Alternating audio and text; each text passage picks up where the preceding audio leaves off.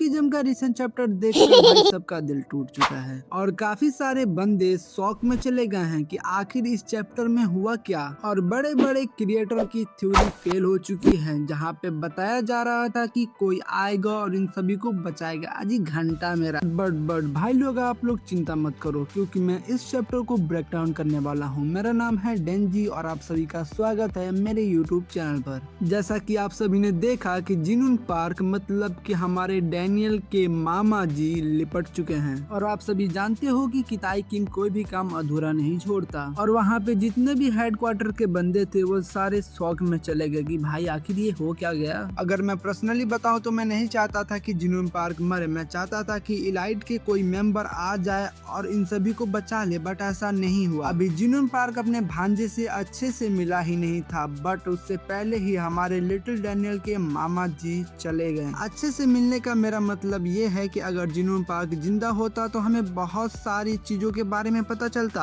जैसा कि डैनियल के फादर के बारे में, आखिर चार्ल्स चोई ने ऐसा क्या किया था जिससे उसके मामा बीमार हो गए थे, और साथ ही साथ गैब्रियल किंग के डेथ के बारे में और भी बहुत सारी चीजों के बारे में पता चलता। डैनियल के माता पिता के बारे में भी पता चलता, बट क्या ही कर सकते हैं। और जैसे ही डैनियल को पता चलता है कि उसके मामा जी मर चुके हैं तो डैनियल काफी ज्यादा टूट जाता है और साथ ही साथ फिर से चंगसू के साथ लड़ने के लिए तैयार हो जाता है। बट उसकी हड्डी गड्डी तो ऐसे ही टूट चुकी है, अब क्या टूटी हड्डियों के साथ कबड्डी खेलेगा। और उसके इंटरनल ऑर्गन्स भी काफी ज्यादा डैमेज हो चुके हैं और यह चीज यूजिन को अच्छे से पता होता है। तभी तो डैनियल से पूछता है, बता अगर 99% मरने के चांस हो और 1% जीने के चांस हो तो तू आखिर क्या चुनेगा। और डैनियल कहता है ऑफ कोर्स मैं 1% को चूज करूंगा। और चंगसू को तो पता चल जाता है कि भाई ये दाल में कुछ काला करने वाले हैं, बट उससे पहले ही ये तीनों बंदे पहाड़ से ही कूद जाते हैं और पहाड़ के नीचे होता है नदी। और काफी सारे बंदे सोच रहे हैं कि डैनियल मर चुका है, बट ऐसा नहीं है यार।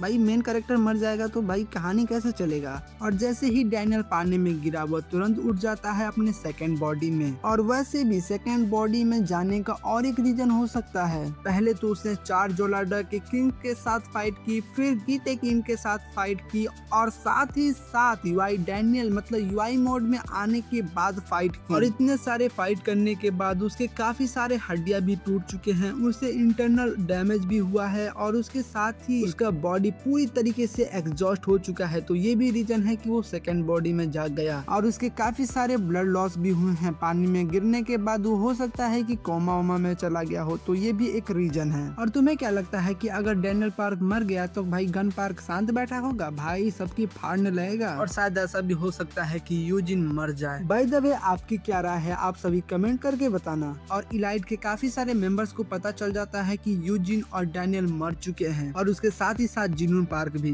और देखो मेरा मानना है कि काफी सातिर काम किया है पीटीजे वालों ने, उसे कोमा में रख कर उसके सेकंड बॉडी को काफी ज्यादा ताकतवर कर दे, जिसका थोड़ा बहुत इम्पैक्ट तो फर्स्ट बॉडी पे भी पड़ता है। मेरे कहने का मतलब है कि जो सेकंड बॉडी है मतलब कि जो बिग डैनियल है वह आए अपने इलाइट के मेंबरों के साथ और जेम्स ली और किताई किम के ऊपर अटैक कर दे, जिससे वो अपनी मास्टरी को अचीव कर पाए और उसके बाद किताई किम के लगा दे। जो सबसे ज्यादा उतावला हुआ था किताई किम के साथ फाइट करने के लिए पीटीजे वालों ने, उसे तो लाया ही नहीं, मतलब कि जोहान को।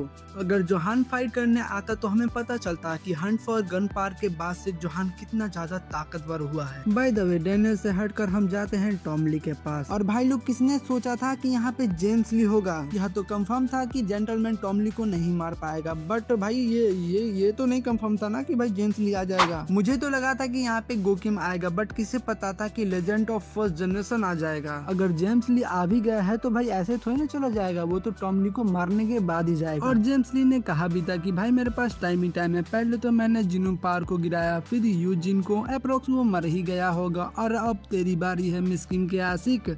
और देखो टॉमली तो भाई हलवा हलवा है तो नहीं कि भाई एक झापड़ में भाई लिपट जाएगा, और जेम्स ली भी बच्चा तो है नहीं कि भाई किसी से भिड़ जाएगा। पहले तो वो प्लान बनाएगा और टॉमली के पावर्स को एब्जॉर्ब करेगा और फुल कैलकुलेशन और स्ट्रेटेजी के साथ इसे लपेट लेगा। और भाई ये लाइनमैन और मिस्किन कहाँ गए? भाई ये शादी वादी करेंगे क्या भागो कर? तब तो भाई टॉमली का मोए मोए हो जाएगा। बाय द वे ये तो था जोक सपाट के लिए, बट अब हम चलते हैं इस वीडियो के मेन टॉपिक मतलब की प्रोडक्शन करने। मैं आप सभी को पहले ही बता दूं कि ये जो मैंने प्रेडिक्शन किया है ये मेरी पर्सनल ओपिनियन है, आप लोग अपना ओपिनियन कमेंट करके बताना। और देखो पानी में मैंने तो तीर चला दिया है, बट मछली फंसेगी कि नहीं फंसेगी ये मैं नहीं बता सकता। और तुम लोग जानते ही हो कि पीटीजे वाले कुछ भी कर देंगे। हो सकता है टॉम ली को बचाने के लिए सेकंड जनरेशन के कुछ बंदे आ जाए, या फिर ऐसा भी हो सकता है कि टहलते टहलते जोहान आ जाए, या फिर ऐसा भी हो सकता है कि भाई कोई ना आए, ये भी जुनून पार्क की तरह लिपट जाए, या फिर ऐसा भी हो सकता है कि लाइनमैन और मिस किम शादी कर ले।